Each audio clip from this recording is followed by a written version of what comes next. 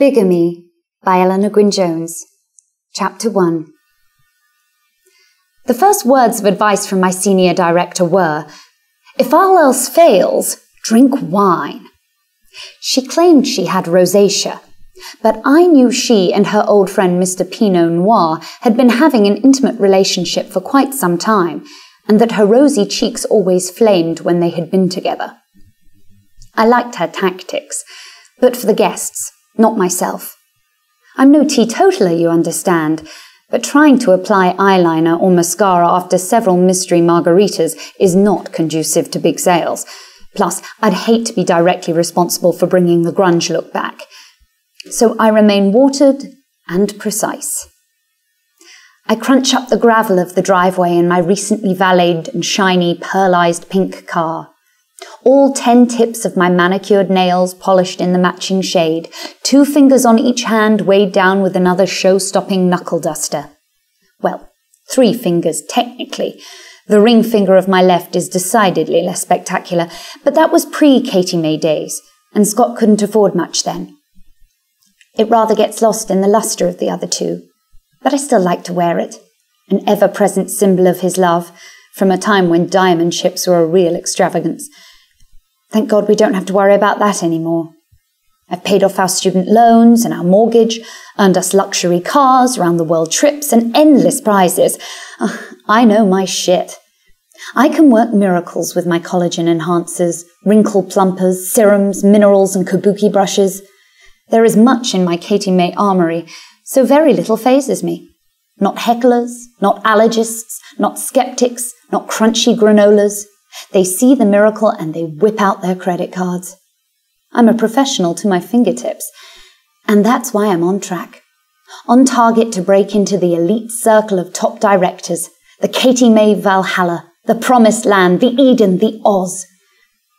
Here's the typical hostess now. Nervous smile as she opens the door, eyes bug slightly at the size of my wheelie case. She offers to help with the purse falling from my shoulder, but I shrug it back. "Oh, I'm well balanced, but thank you so much for asking." Politeness is key in this game, and they love hearing the please and thank yous laced with a British accent. This accident of birth is, I've learned, my calling card, and I am forever grateful for memorable intonation, pitch, and tone. And so my vitamins remain vitamins, and my aluminium stays rigidly aluminium. It's quaint, and I'm a ham, but it makes my guests happy. That's what you want. You want them to have fun, to feel special, to find a prettiness that after childbirth, toxic rat race, too much daytime TV, they had all but forgotten. I follow her through the hall, inhaling the batch of cookies, brownies, or muffins cooling in the kitchen, and I stop at her heel in the cheery dining room. The drapes, curtains. Pretty with pink roses and green sprigs, gathered generously with coordinating green and pink check tiebacks. Oh, it's a sweet home. I'm going to like this hostess. And I am, for a moment, disappointed I wore my professional sapphire director suit. I should have gone with something more relatable. A cream Angora jumper, chocolate brown skirt and flats. Perhaps my Katie May pearls. Oh well, too late now. Is in here okay? I didn't know if you needed more light, or if you'd prefer the family room table, or... This is perfect, Judy. Perfect. She hovers from foot to foot as I set up the mirrors, the applicators, the profiles, the books, all the paraphernalia I've set up hundreds of times before. The doorbell rings and, at last, full of purpose, she relaxes and welcomes her guests. I can hear the excited hubbub. This is a good group. Yes, I shall have fun tonight.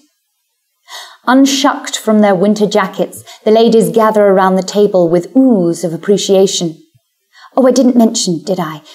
But I do know how to lay a table, to showcase the sets, to align the pretty bottles and place their lids seductively, just to reveal a peek of the luscious-looking creams. They buy with the eye. Katie May 101. The table glistens with the promise of a miracle facelift, and the guests hum as they encircle it, almost as if we're about to start a séance, perhaps for their 20s. Judy brings a tray of mulled wine and cookies to add to the table of treats. I hold my breath and smile as I wait for the excited chatter to calm to a simmer. Ladies, I'm so delighted that you could come here this evening for Judy's Katie May party. We're going to have an evening of fun and pampering, and I've said this all before. I know where to pause for effect, when to smile, to nod my head, and to feel my face, for they will feel theirs. I promise you that by the time we finish here this evening, you will be able to see and feel a difference. Look around the room. Scan the faces. Who's interested? Who's listening? Connect. Make eye contact. Nod and smile. And as I smile around the room, feeding off the expectant faces looking into mine, my eyes glance a familiar face in the background. Not a real face, a photograph face, brimming with white teeth and gums and eyes like magnets. A man with his arms around a woman, sharing a joke, maybe at the poofiness of her ill-advised wedding dress, or the cake in her hand, about to be shared or smushed in his face. A man and a woman, obviously happily enjoying a moment together. A man and a woman, my husband and Judy. "Are you okay?" I hear a voice to my right ask sweetly. It's Judy asking. Judy, the woman pictured encircled in the arms of my husband, in a wedding dress. "Evie, is everything okay?" I don't think she can hear me. She looks very pale. I used to zone out like that when I was pregnant with Zach, just before I'd vomit like the exorcist. The voices circle and seem to get louder, but I'm transfixed by the photograph. My eyes glued, my brain frantically travelling through time to try and make the connections, to lay down the tracks in front of this speeding runaway train. I've run out of feasible foundations, and the train bullets through my logic. What is that? I don't even recognise my voice. It sounds so unrehearsed, and the melee of voices evaporates into the rose-coloured ceiling. I awkwardly turn to my right, my neck stubborn to prise my eyes away. But there she is, this kindly concerned face. Kind? How can I even think kind? "Evie, what's wrong? Can I get you some water?" Under any other circumstances, I would say, "Yes, please," or "That'd be lovely." But actually, what I really need is a vodka. No ice. "I'm sorry, Judy. I just... Why am I apologising? Oh, God, I'm so fucking English. Judy, this is going to seem like a really strange and possibly obvious question, but I pull back from the table and wander over to the offending portrait. Who is that? A light titter circles the room and is then absorbed. Silence. Judy gets up from her chair and skirts around the table to join me, a quizzical frown creasing her pale and slightly frecked brow. "Oh," her soft brown eyes sparkle. "That's Scotty, my husband. I remember playing netball at school. God, I was crap. It was noted on several occasions that I did, in fact, resemble a drunken frog, scissoring my arms wildly as if I were trying to swim through the air. It was during one said attempt at interception that, just as I thought the ball was mine, when I could see the players and be sure, certain that nothing could get past me, that wham! The ball was fired into my face.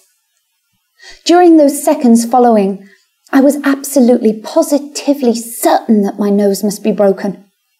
My straight, unobtrusive nose. It felt like it must be actually spread across my face in the manner of a moose, with nostrils spaced evenly under each eye. I recall the consuming, completely debilitating pain. I desperately wanted to carry on playing, not to let the team down. But instead my froggy arms flew to my face to hold it together, and my body crumpled to the asphalt, a heap of blood and mucus. It hits me like that. A flying fist of words. The diminutive Scotty landing the punch full force. My hands jitter up to my face and I hold my nose and mouth, masking my horror, shielding myself from more. And it's almost funny. Almost. My thoughts, in order of appearance, are these. This must be a mistake. Maybe Scott has a twin I've never met before, who is, oddly enough, called Scotty. Could parents be that unoriginal? I am so stupid. How could this happen? I've given Scott everything. This isn't happening. This is a bizarre dream. This doesn't happen to top elite directors who sit on the seminar stage at the Katie May seminar wearing the Katie May crown. Scotty? Beam me up. And yet, this is happening. There are 5 wide-eyed faces all turned to mine, all bubbling with questions. I look past my pearly fingertips at the gaggle and then feel Judy's warm hand around my shoulders. Come on, Evie. Why don't you sit down? She says. And I let her guide me to the vacant chair. By rights, I suppose I should shriek at her, strike out and knock her off her sensible shoes. It's not that I haven't defended myself before, but shock has displaced anger. In fact, imagine that. I don't even shrug off her support. I think I'd rather like a hug right now. Do you know my Scotty? Behind my hands I mouth answers of how I know far more than she thinks. Scott Christopher McAlpine of Scranton, PA, 38, pharmaceutical rep, father of Stinkerton, the flatulent beagle, and husband of 10 years. Lying shithead for... who knows? And yet, this last title, married to his name, still doesn't seem right. I can't just switch my affiliation so completely and without warning. Shouldn't I give him a chance to defend himself? To explain away this inexplicable situation? To say something that will cause my hands to fly from my mouth, exclaiming, "Oh, but of course! Oh, how silly of me! I knew it couldn't be true." Evie? Oh, right. Yes. I'm supposed to conjure some response. So, Evelyn Marion McAlpine, 36, mother of said beagle and wife of potential shithead, what say you? My hands fall into my lap and my irises connect with hers, those milk chocolate gullible saucers, pupils dilating, eager to know the cause of this surprising reaction. And it is surprising, isn't it? If she is, indeed, horrendously linked to my Scott, if he is proven to be a real-life actual shithead, she doesn't know. She is as docile as a nicely fattening heifer. Scotty? Oh, I'm sorry. I thought for a moment it was someone else. An old boyfriend from, well, long ago. Sorry. Blast from the past and all that. Let's get on, shall we? Reassured, Judy rubs my shoulder, smiles broadly at me, and returns to her spot at the table. And yet I can't completely let go. There is something I need to know, and I hold the photograph frame in my hand and consider the couple. How happy you both look. I swallow the bowling ball of the unsaid, and it rolls down my throat slowly, a guttural gutter ball, not hitting anything.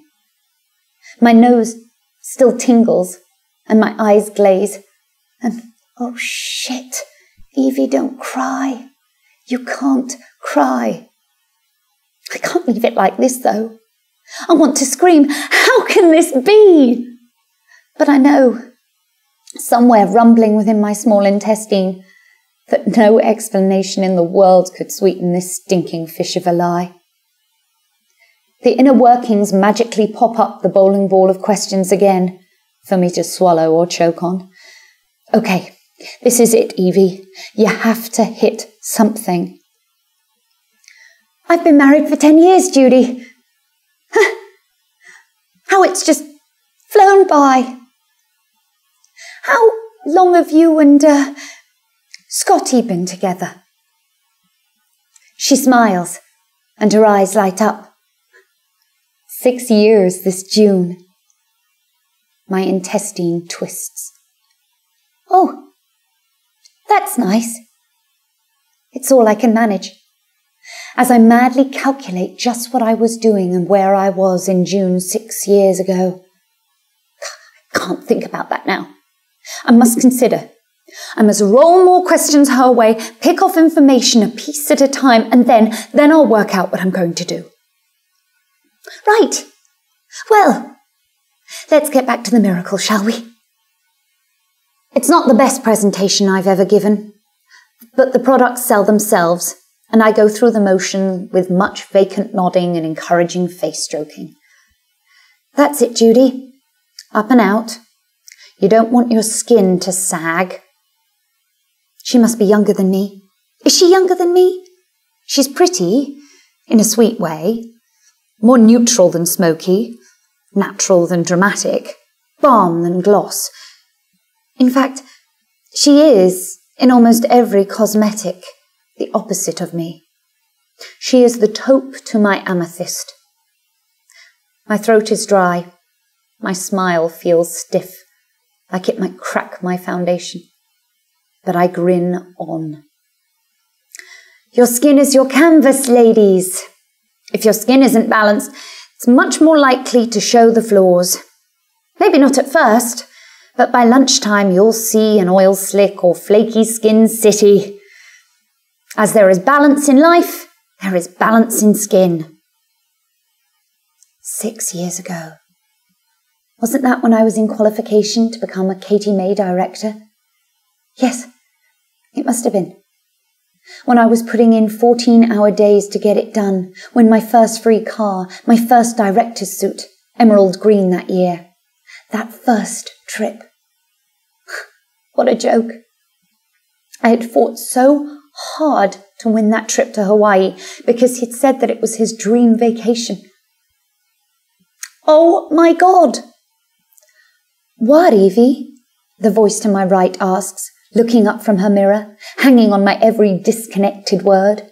Shit! Did I say that out loud? Oh, it's just amazing, the difference it can make. And on the skin-deep surface of it, everyone agrees. The ladies purr with satisfaction, admiring their own miracle facelift, and they take up position in the living room to give each her individual consultation. I say living room, but Judy calls it the family room. You'll be comfortable in the family room.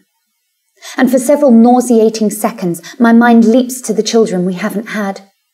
The intense blue eyes, the brunette hair and ivory skin our progeny were bound to inherit. I turn in circles to catch a glimpse of any outlying photographs of toothy smiles and freckled noses, but see none. Do you, Scott have children?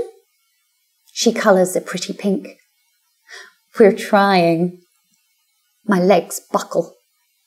I drop to the sofa, grateful for its convenient positioning, knees together, polished, precise. No one would know that 10 years of happy marriage had, in one shot, been yanked from the reel to spool and scroll on the floor, exposed to sunlight, all frames ruined and unsalvageable.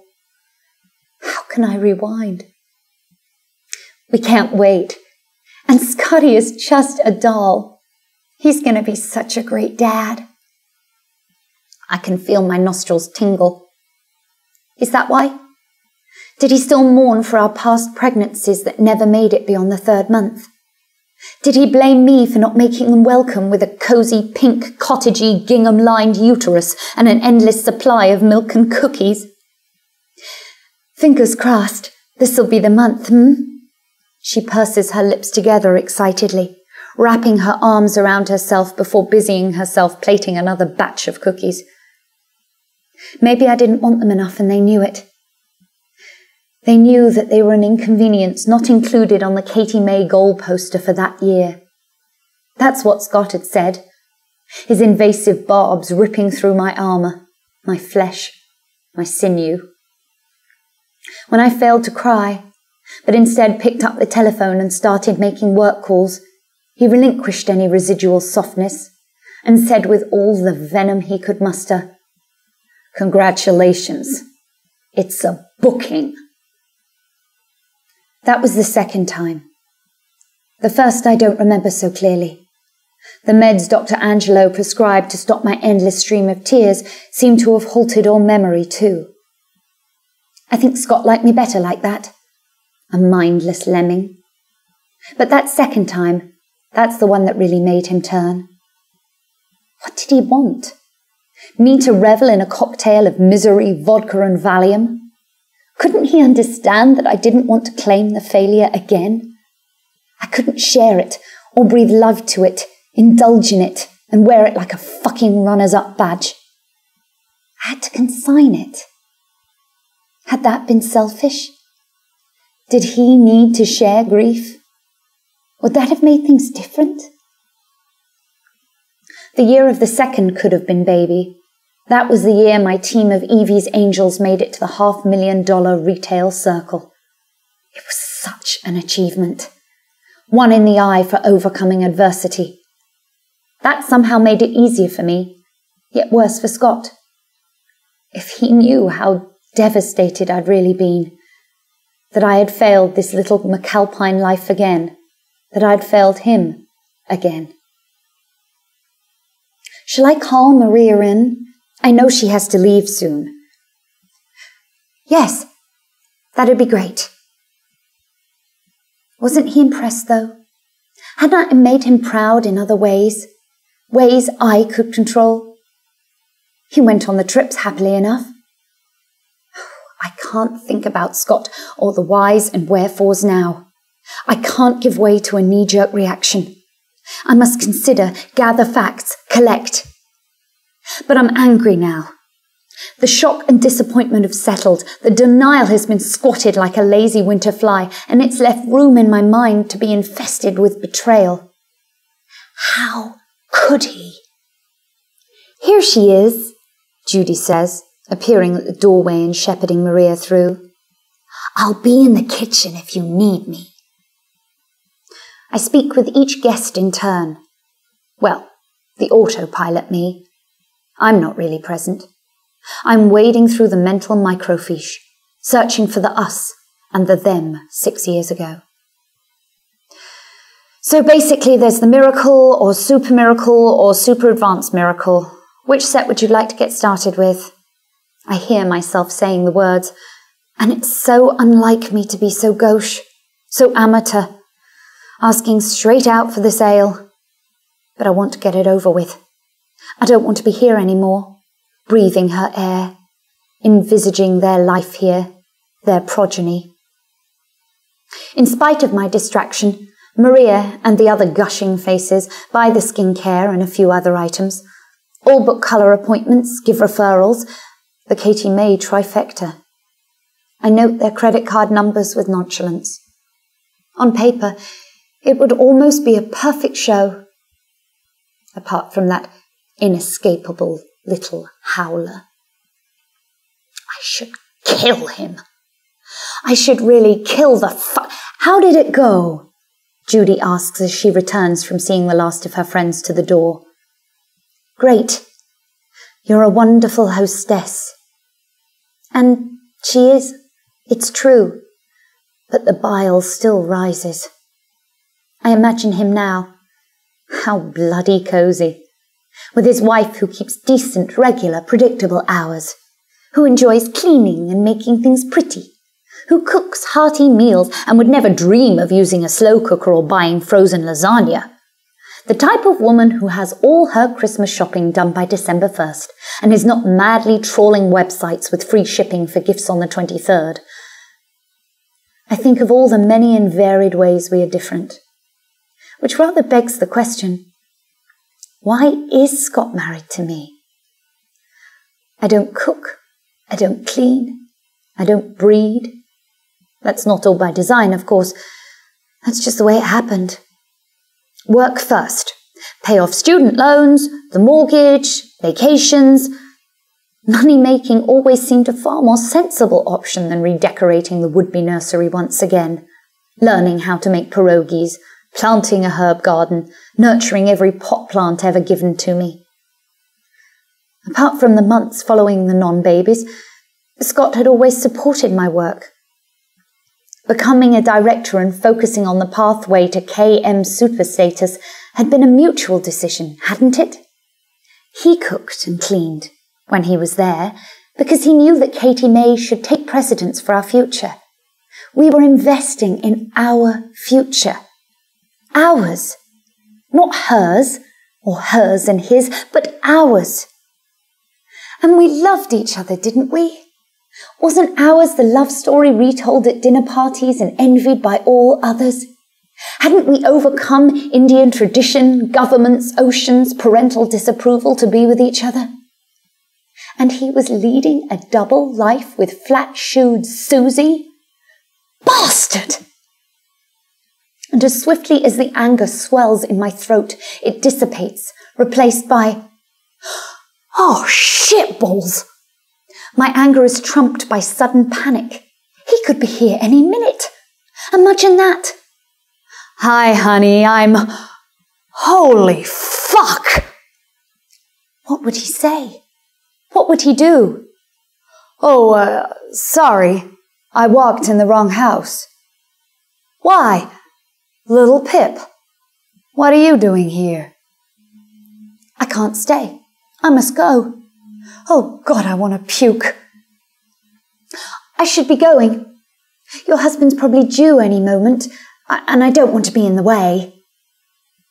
Although, then again, how satisfying would that be?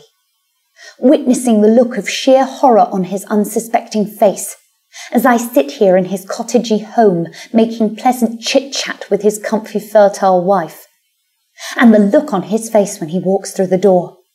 His slack jaw, how do I recover from this realization before I stand to meet him, smile at him, and kickbox the living shit out of him? Okay, so maybe the anger hasn't all subsided. But hell, aren't I entitled? Can't I stop being so fucking reasonable for a few seconds and instead weep and scream and lop off his penis with a rusty machete? Evie? Yes? Sorry? Yes? I can help you. And don't worry about Scotty. He's out of town this week. Some kind of pharmaceutical conference. There's always something new on the market. So he's constantly here and there. Now what goes where? And she helps me. She bloody helps me. Whilst every muscle, fibre and cell twitches, every vocal cord wants to protest, he's my husband, I had him first. I nod and smile and swallow my silent Tourette's. It's so fucking Victorian.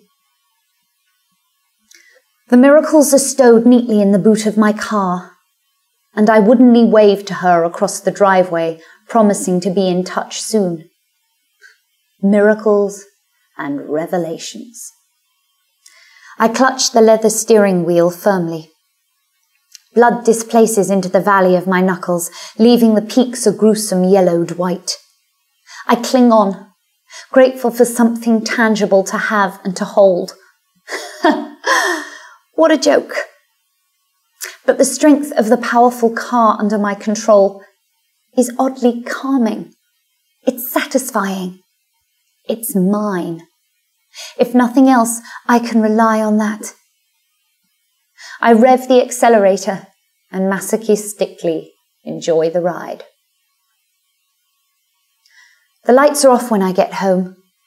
I press the garage door opener and, yes, his car is there. The car I paid for. The car that shuttles him from Pennsylvania to New York, from mine to hers. Just how many miles on the clock were not the customer visits he claimed on our taxes? I hold my breath and open the door. The house hums with latent electricity, but not Scott. He must be in bed already. And I almost want to turn on my heel and drive away. But this is my house, my home. Doesn't feel like mine anymore, though. It's alien. What do I do now?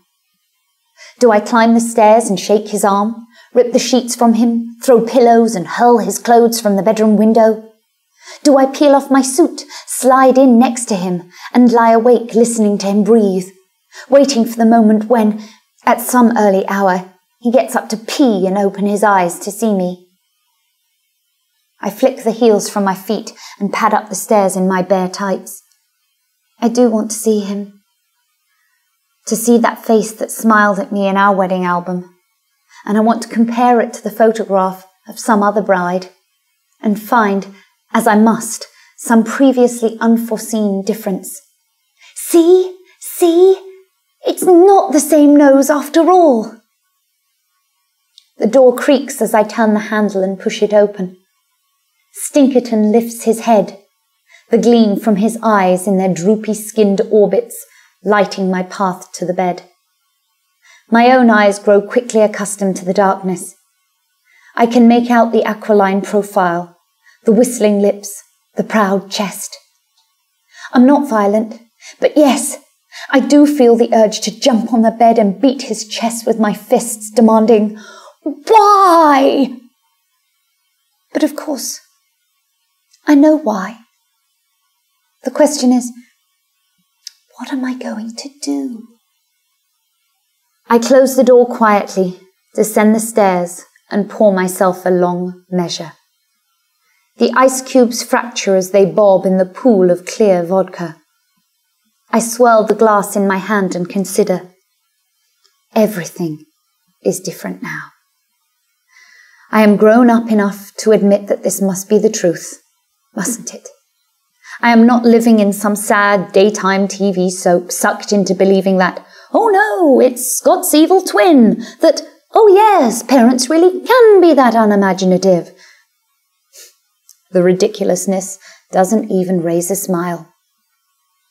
Oh God, it's not just our marriage, but everything. Everything is tainted, tarnished, ruined. From the granite countertops we chose together. Had he chosen kitchen fixtures with her? I'd walk by them. I'd place bags down on them. Were they the same? The Petrie painting I'd so liked, an unbirthday gift he called it. Had that been to salve his guilty conscience? To shut me up? Oh God, even Stinkerton! Had our fur baby merely been a make-weight to cover his tracks? There was this breeder out near Binghamton, New York, so I drove up there to see the pups, and I chose him, especially for you. The vodka cools my senses. Cools, not numbs. I wish it would numb. I wish it would obliterate the noise, the questions of where, when, howling above the why and the how. I pour another measure. Well, measure, who's to say? A couple of inches or so. And it makes my gums sting with cold.